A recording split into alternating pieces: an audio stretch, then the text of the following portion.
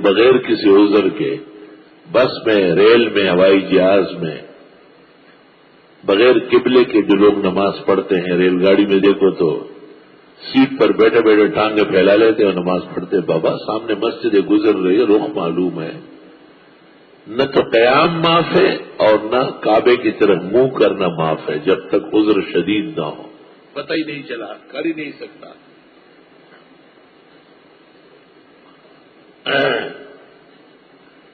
جہاز کا مسئلہ اختلافی ہے. عام طور پر محدثین و فقہاء اس میں نماز کی حلت کے قائل ہیں کہ نماز صحیح ہے جہاز میں. حضرت الاستاذ محدث زمانہ حضرت اقدس مولانا محمد یوسف بنوری رحمت اللہ علیہ نے معارف السنن میں حضرت حکیم الامت کے قول پر کو اختیار کیا ہے، اس کی تائید و نصرت کی ہے اور کہا ہے کہ ہوائی جہاز میں نماز نہیں ہوتی. اور ان کے اس مسئلے میں متبعین یا تو ایسے وقت سفر نہیں کرتے ہیں جس میں نماز آ جائے.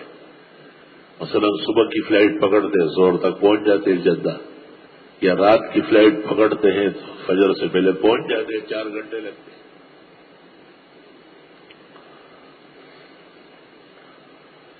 اور یا یہ کہ وہاں اتر کر پڑھتے ہیں.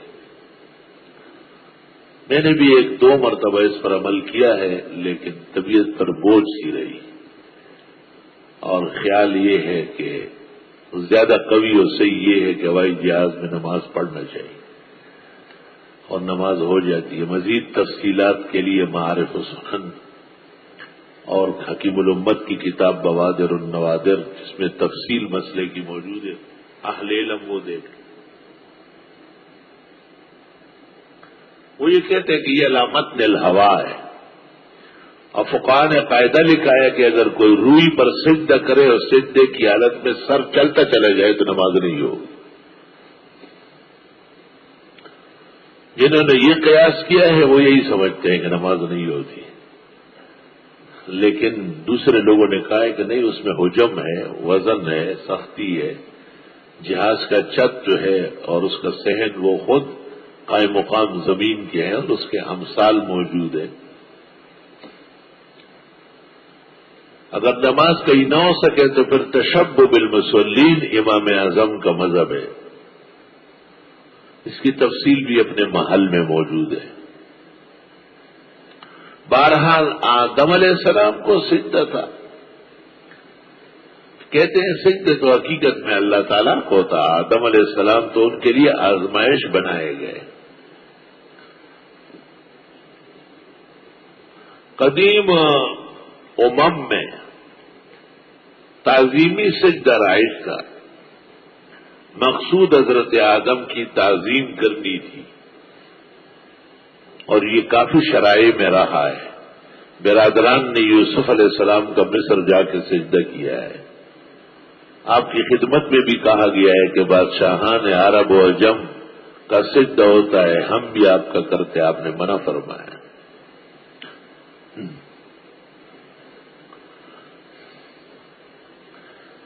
فریق مخالف کے سربراوردہ عالم سعید احمد شاہ کاظمی صاحب یا احمد سعید کاظمی صاحب، بریلوی ہو گئے، غزالی اور رازی ہو گئے کی وقت، انہوں نے اپنے تفسیر میں یہاں لکھا ہے کہ سجدہ اس لیے ہوا ہے کہ آدم علیہ السلام کی پیشانی میں نبی کریم صلی اللہ علیہ وسلم کا نور تھا، تو یہ سجدہ نور کا ہوا ہے، نور محمد کا.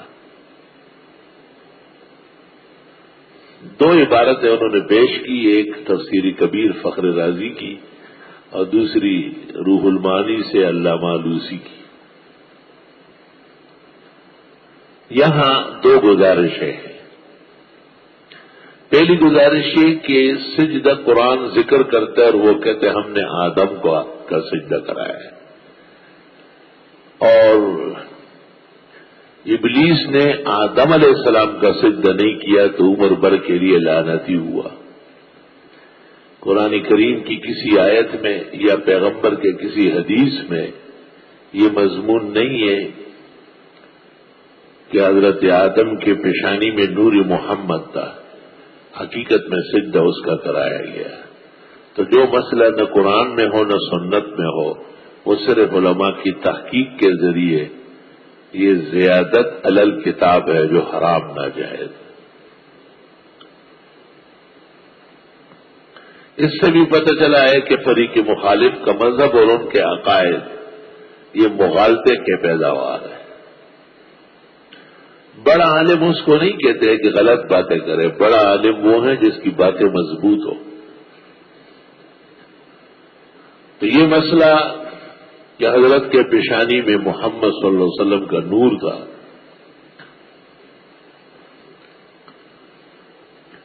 یہ کتاب و سنت کے خلاف ہے، اس لیے معتبر نہیں ہے۔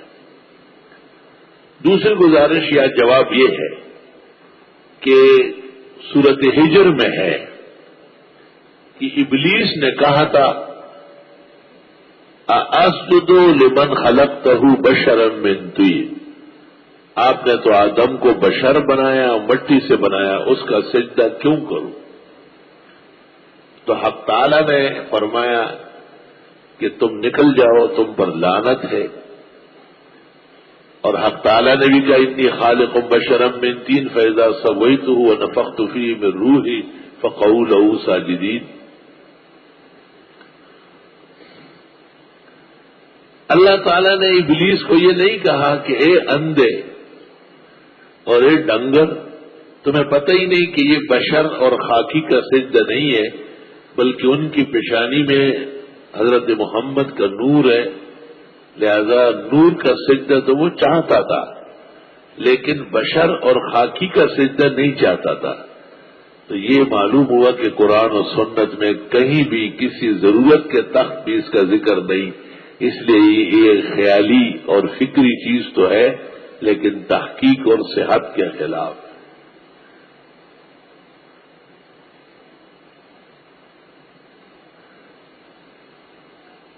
خان صاحب بریلوی کی جو کتاب ہے ہدایت بخشش، اس میں ان کا ایک شعر ہے جو قریب قریب اس طرح ہے کہ نہ ہو سجدہ محمد کا اور ہو سجدہ آدم کا، نہیں منظور مگر حفاظت شریعت کی۔ حضرت محمد کا سجدہ تو منع ہے اور آدم کا کرایا گیا، اس شریعت کی حفاظت ضروری ہے۔ اس وقت تک خان صاحب کا بھی یہ عقیدہ نہیں تھا جو کاظمی صاحب لکھ رہے ہیں اور دیگر بریلیان لکھ رہے ہیں۔ ہدایت بخشش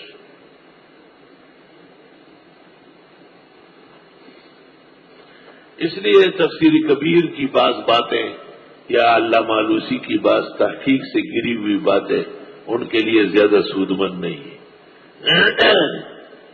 اور یہ مسئلہ قطعی طور پر آیات و احادیث کا ہے، اس میں صرف نری خیالات اور فکری کچڑی وہ نہیں چلے گی۔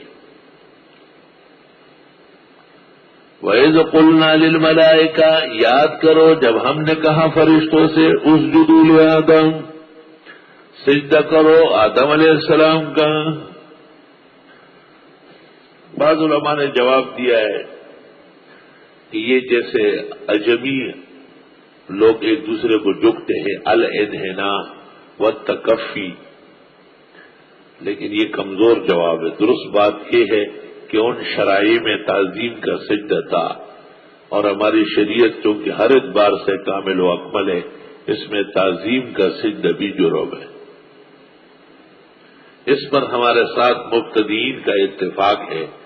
مولوی احمد رضا خان کی کتاب ہے، اس کا نام ہے زبدۃ الزکیہ فی حرمت سجدۃ التحیہ۔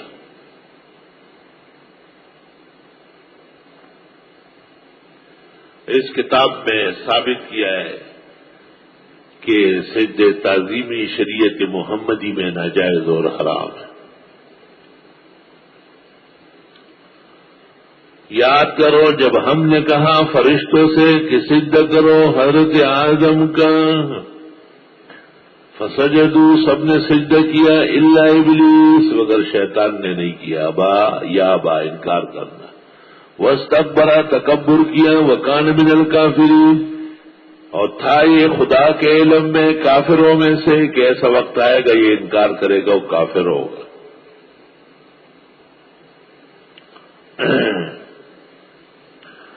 یا یہ کہ کانا سوارا کے معنی میں سیرورت اور ہو گیا یہ کافروں میں سے.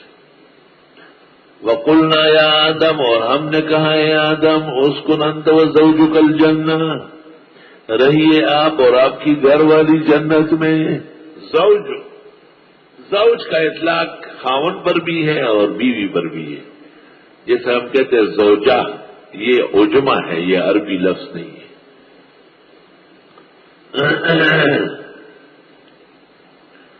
وَإِنْ أَرَدْتُمُ اسْتِبْدَالَ زَوْجًا مَكَانَ زَوْجٍ اگر تم بیوی کو بدلنا چاہو.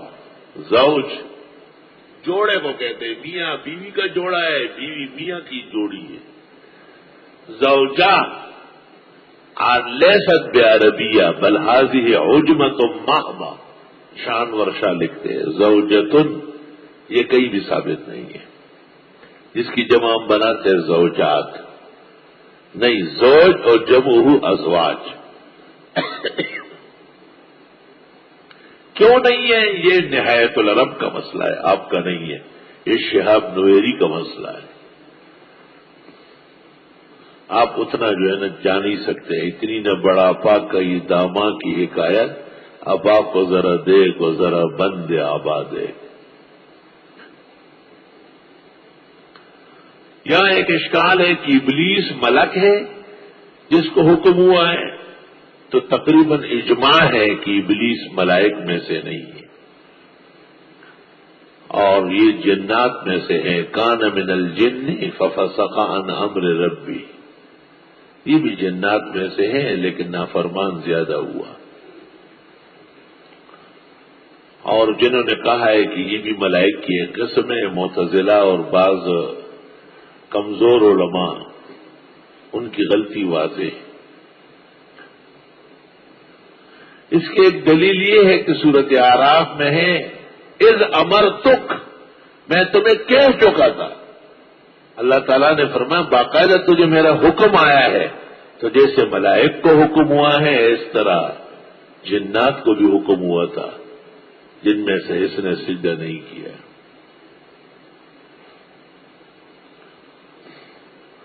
سجدہ نہ کیا اور کافر ہوا. علماء نے اس سے استدلال کیا ہے کہ نماز نہ پڑھنے والے پر کفر کا اطلاق صحیح ہے. من ترک الصلاۃ متعمدا کفر. البتہ کفر سے پھر اعتقادی کفر نہیں عملی کفر مراد دیا ہے کہ یہ بھی جو گناہ ہے تو کفر سے کم نہیں ہے. یا یہ کہ جب اتنا بڑا جرم کر سکتا ہے تو کفر بھی کر سکتا ہے.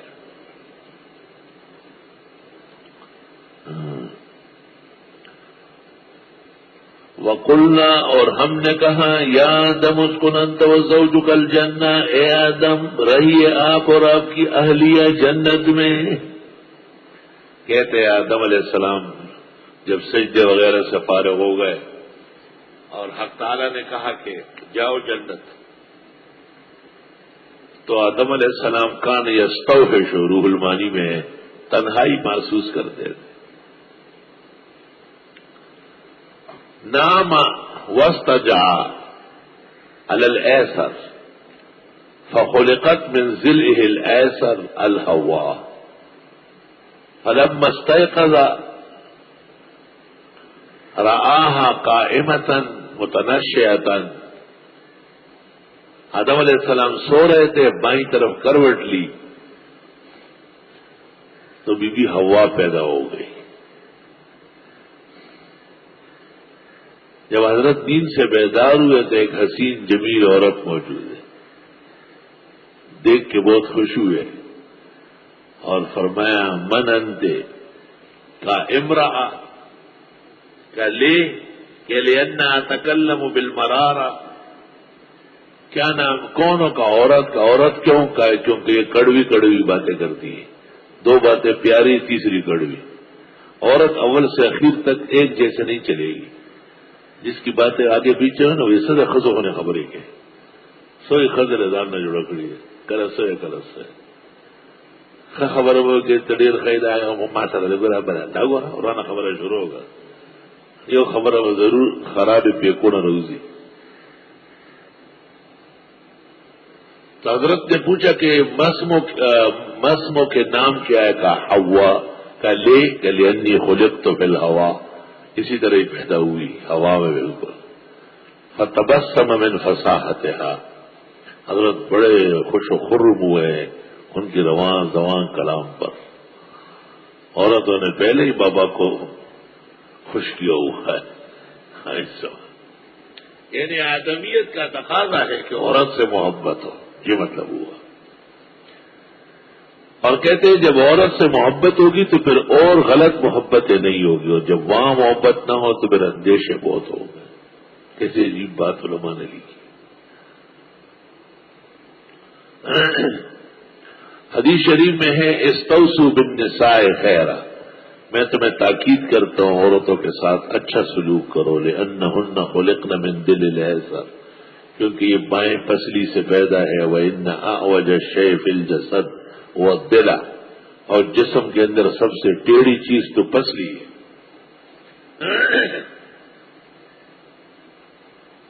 اور فرمایا تم ان کو سیدھا نہیں کر سکو گے،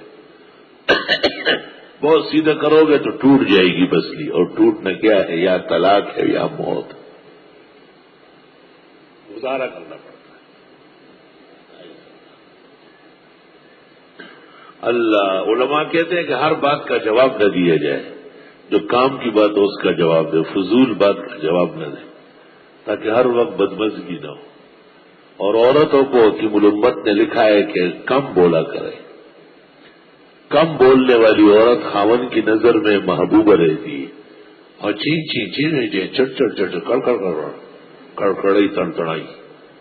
یہ خاون کہتا ہے کہ کیا بلاگئی بیٹھی ہوئی ہے.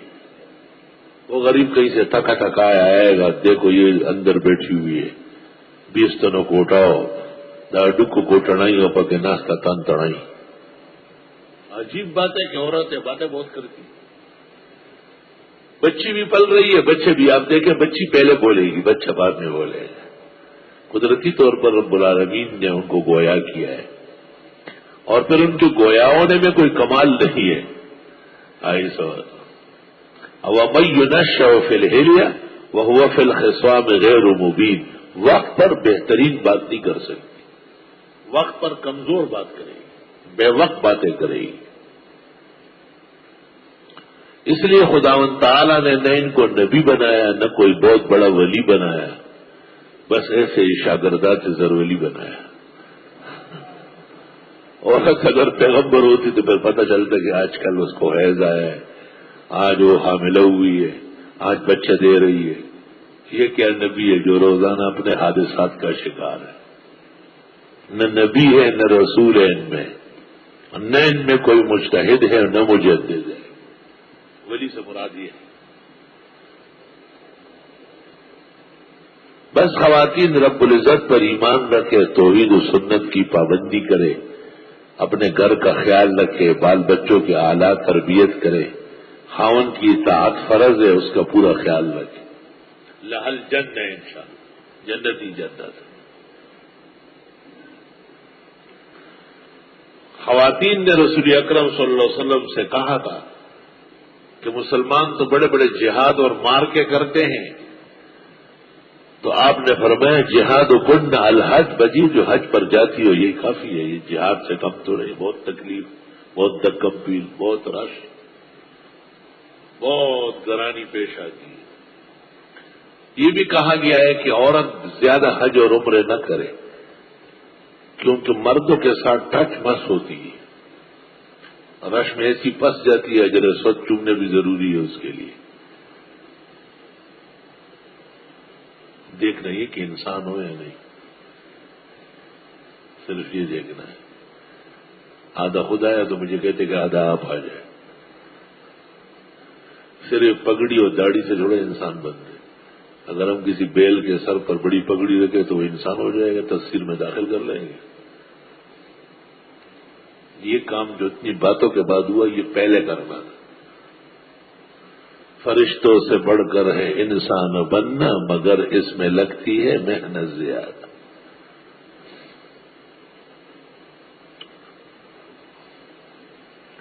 لا الہ الا اللہ۔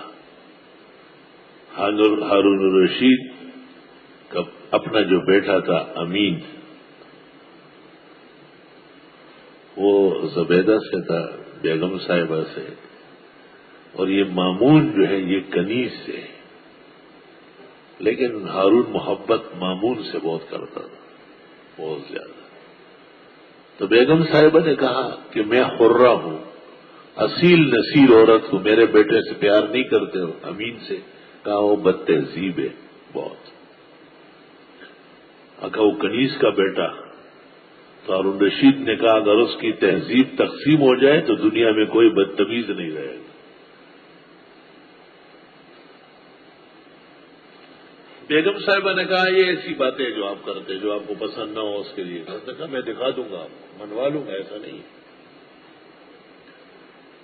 ہارون رشید بھی گھر بیٹھا ہوا ہے، اس کی بیوی بھی ہے، کنیز بھی ہے، اس کا بھی بیٹا، اس کا بھی بیٹا۔ اچانک ہارون رشید نے اس طرح مسواک اٹھائی ایسی، اور امین کو کہا اے شاہزہ یہ کیا ہے؟ اس نے کہا سواک کا ما جمع کا مساویک۔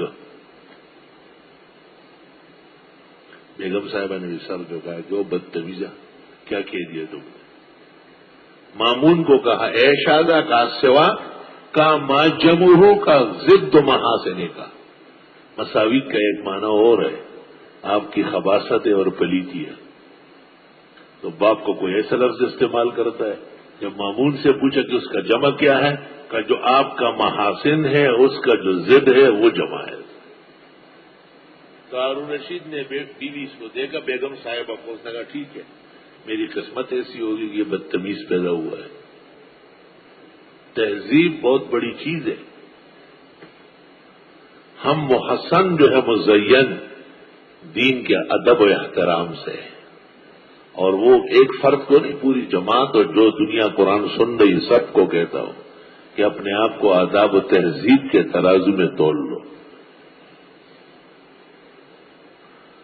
یہ جو مسئلہ ہے کہ بزرگوں کو صف میں آگے لے آئے، بلکہ میں چھوٹے طلباء کو کہتا ہوں آپ بڑے طلباء کو کہیں کہ آپ آگے آ جائیں۔ یہ کتنی بڑی بات ہے، ایک آدمی پہلے سے آیا، پہلی صف میں بیٹھا ہوا ہے، اتنے میں اس کا استاد آیا، باپ آیا، کوئی اور بزرگ نمازی آیا اور وہ اس کو کہتے ہیں حضرت آپ یہاں تشریف لائے۔ اسلام نے اس کی قدر کی، دوہرا ثواب دیا، 40 دن تک صف اول کا ثواب تعلیم فرمایا۔ اللہ اکبر۔ عموماً ہماری درسگاہوں میں تعلیم پر توجہ ہوتی ہے اور تربیت اور تہذیب کی طرف توجہ کم رہتی ہے۔ استادوں کو جلدی بہت ہوتی ہے، دیر سے آئے ہوئے ہوتے ہیں، سبق پورا کرنا ہوتا ہے، ورنہ سب سے پہلے استاد بیٹھنے سے پہلے پوری کلاس پر نظر ڈالیں، کون کس طرح بیٹھا ہوا ہے، دریافت کر لیں کہ آپ اس طرح بیٹھے، کوئی وجہ ہے، تکلیف ہے، بیماری ہے، اصلاح کر لیں اس کی۔ یہ محلے کے لوگ آتے ہیں قرآن شریف پڑھنے تو یہ مسجد کی ٹوپیاں رکھتے ہیں، تو میں کبھی کبھی قاری صاحبان سے کہتا ہوں کہ آپ ان سے پوچھتے نہیں کہ یہ تو 1 دن 2 دن 3 دن کا نہیں ہے، تو آپ کی زندگی کا سبق ہے، اپنے ٹوپی جیسے کرتا شلوار